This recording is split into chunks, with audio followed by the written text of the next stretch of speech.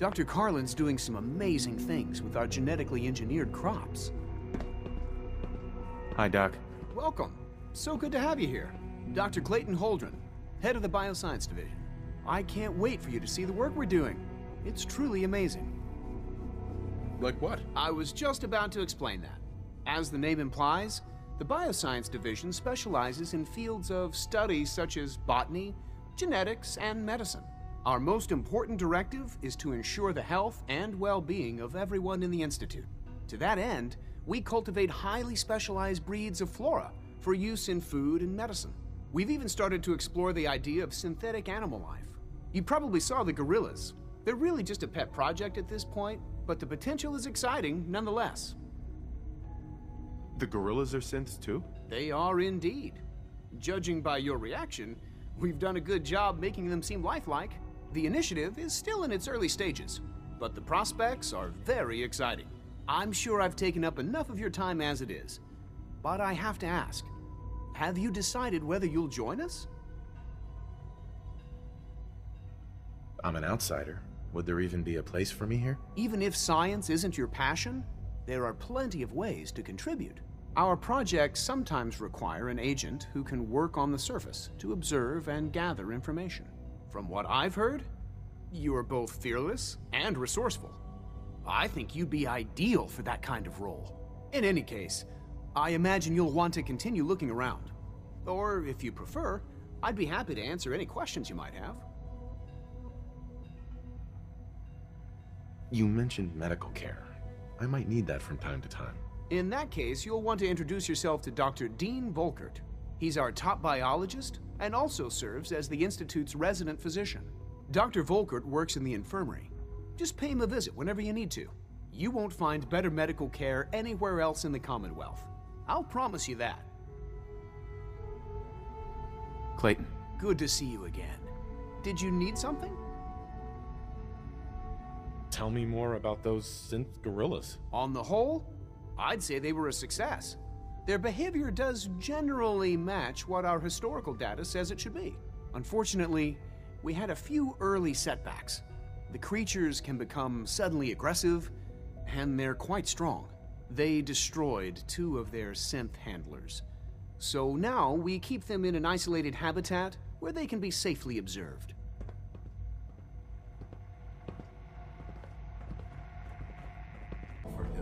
The Institute's a big place. It might take a while to learn where everything is. Hey, Doc. They weren't kidding. You really are here. Well, all right. I'm Allie Fillmore. You can think of me as the Institute's chief engineer. When Father told us about you, I could hardly believe it. You've been through so much, I think most people would have just given up. If you don't mind my asking, what was it that kept you going all that time? I just wanted to find my son and keep him safe. Now that you've found him, I hope you're proud of the great man he grew up to be. Now, I'll give you a quick rundown of the Facilities Division, and then I'll answer any questions you might have afterward. As you might guess, we keep the Institute's mechanical and electrical systems running smoothly. We maintain and upgrade all of the systems that make it possible to live and work in a place like this. There's a lot of machinery behind these walls that recycles the air and water and provides power to the laboratories and quarters. The work we do might not be as exciting as some of the other departments, but it's at least as important. So, now that you're here and you've spoken to Father, does that mean you're on board? On board with what? The Institute, of course. Sean implied you operated on a level, if not equal, then at least similar to the rest of us. Curious. If there's anything else you'd like to know about the Facilities Division, I'm happy to discuss it. Who built this place, originally? Has it been here long? The construction of the Institute is the work of generations of scientists. The original survivors of the war, our progenitors, took refuge in the basement of the old Commonwealth Institute of Technology. Over time, their sons and daughters dug deeper into the earth and built increasingly sophisticated habitats and laboratories. It's a process that's still going on today. Even now, we're digging out tunnels for new facilities and infrastructure. Just think what this place will look like 100 years from now. I hope I'm there to see it.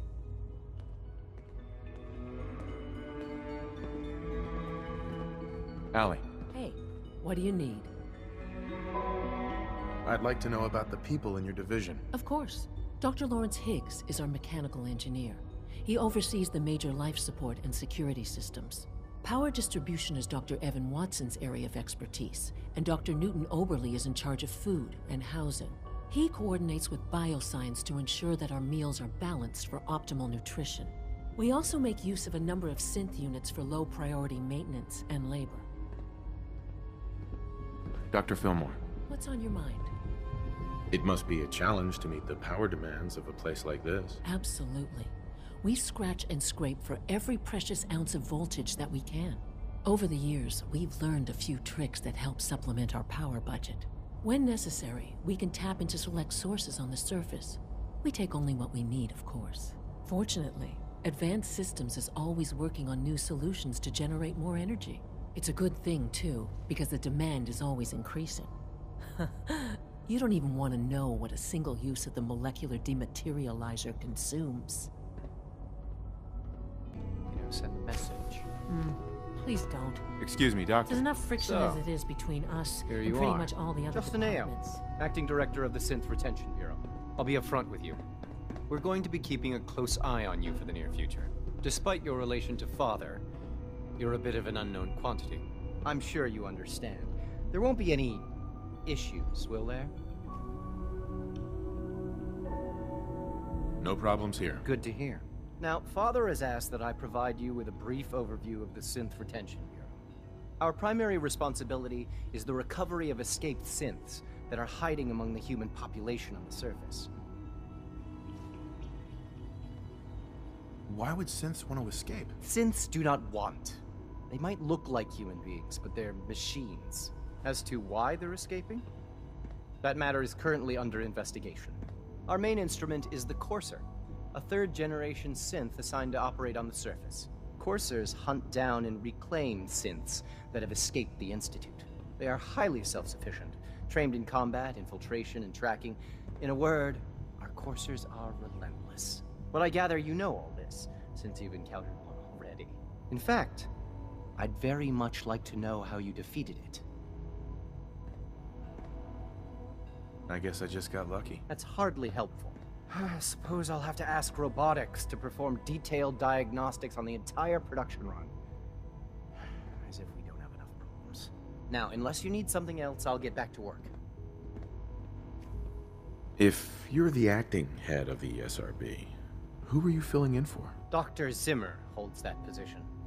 He's supervising the retrieval of some of the more high-profile units. In his absence, I keep things running smoothly. Justin, Yes? What do you need? you mentioned that coursers undergo special training. Tell me more about it. The SRB constantly monitors our Gen 3 synth population, looking for specific traits. Those who show tenacity, fearlessness, and independence undergo a rigorous training regimen. We teach them armed and unarmed combat, investigative techniques, psychology, and mechanical skills. Those who pass a final evaluation become coursers. The rest have their memories wiped and return to their former duties. Dr. Ao, What do you want? And please, make it quick. I'd like to know more about the synth reclamation process. Fine. Once a courser has located a rogue synth, it uses that synth's recall code to wipe its memories and render it inert. We then begin the delicate process of restoring the neural pathways to their original configuration.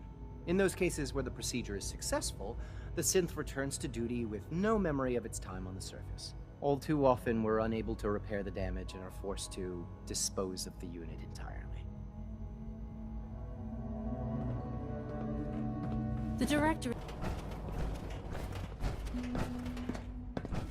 Now that you've had a chance to see the Institute firsthand, what do you think?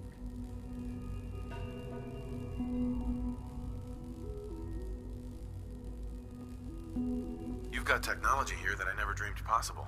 It's amazing. I'm glad you can appreciate what we've accomplished.